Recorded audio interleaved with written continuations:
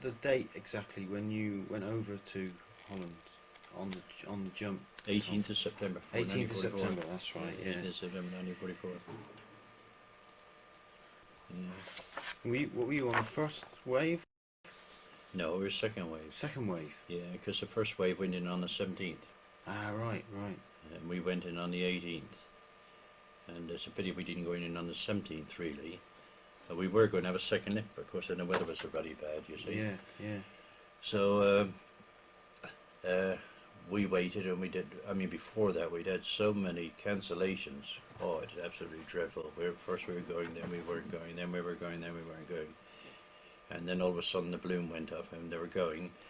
And we were going to follow the second drop in, but of course the weather turned bad a bit then, you see. Right. So they pushed us over on the 18th, and so we got down about 2 o'clock, somewhere around about there. Right. And there was all hell then loose, because they were waiting for us. Yeah. And we dropped, and we got onto the DZ, and the Cosbys. Well, we shouldn't call them Cosbys, really. King's Own Scottish Borders. Right. Was that a nickname for them? Was it? You always call them Yeah, Cosbys, yeah. but you don't do it in front of a quite. bloke, Cosby, because they don't like it. And they'd secured more or less our DZ on Ginkle Hyde, etc. everything else, and so we got the blokes together, and we made our way up across the DZ, and we were going to work our way down the railway line, all the way down, bypass Oosterbeek more or less, right, straight to the bridge to reinforce them on the bridge. Right. At Arnhem. Yes, but the Panzers cut us off, and they had SPs, special purpose guns, and Tigers, Panthers. They had the ruddy lot, and they cut us off, and we were trapped in between the railway line, and that's where we got most of our casualties, all the way down the railway line. And then some of us fought our way into Oosterbeek, and of course that was what they call the Devil's Cauldron, which it was. Yeah. And it was all hell let loose, because that time the Jerrys had time to more or less find out what was happening really. Yeah. And they encircled virtually Oosterbeek. Yeah. And well, eventually the order came that the one many of us left, our unit was virtually wiped out.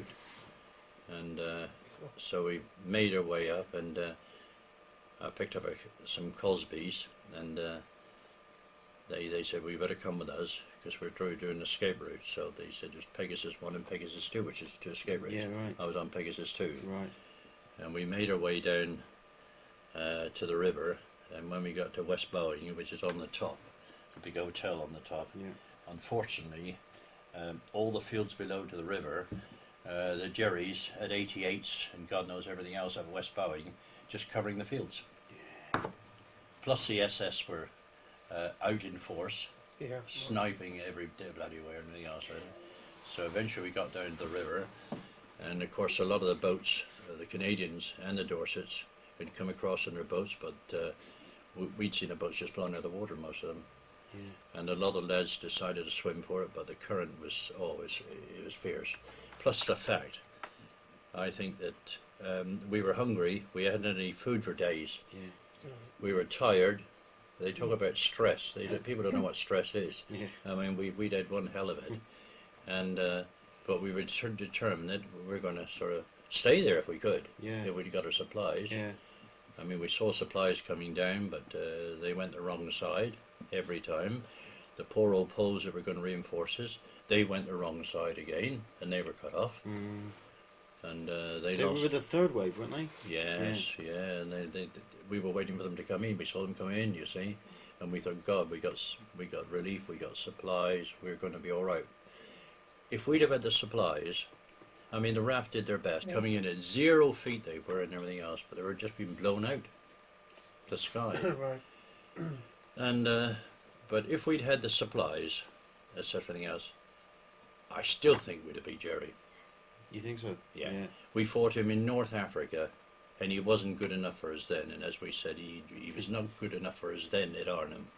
If we'd had our supplies, Really? we could have had him, even though we didn't have the tanks and that. You see. My God, those, when you come up against the Panzers and that, I mean, how close personally did you come to the Well, the armoured stuff? very close. Really? Yes, and if you're on a piet and everything else, with the idea with a piet and everything else is to lay down and let him approach you.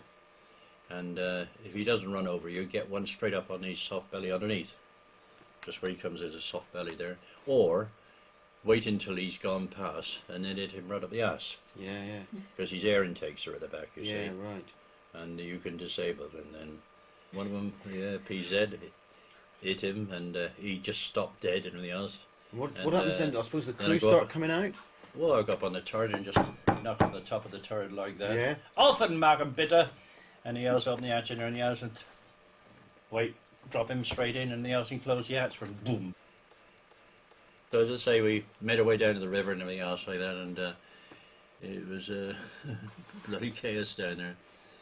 So I was right, strip off and everything else, and so I rolled everything up in my smock of importance, still get my pistol Yeah. and my helmet, and I rolled that all up in my smock and everything else, and held that in front of me and everything else, like that, and I went across the river. Oosterbeek, Tom, the chapel, the church at Oosterbeek. Oh yes, at Oosterbeek, when we got before the Lonsdale force got there, we fought our way down That's across there and everything else like that. And as I say, that Nigel now has the bit of a tattered flag that was Which I have here presented. hanging beside the house there, formed by the church. This is So a this is the flag you That's a tore genu- down off that's a the... genuine one. Yeah. You tore this off of I tore that Oosterbeek down. church? Yeah, that's where I tore it. See? Yeah, Well, look, that's tore. I just yanked it down like Yeah. that, and that's how it came down. yeah. Yeah. now, there's a few snipers on the chapel roof, wasn't there? Oh yes, snipers everywhere. And you shot the snipers. Yeah, got one of the snipers.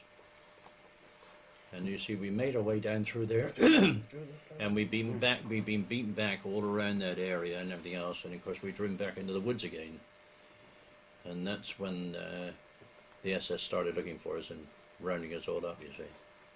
God, it's a fantastic story, that Yeah. flag. And that's it, and I've had that ever since.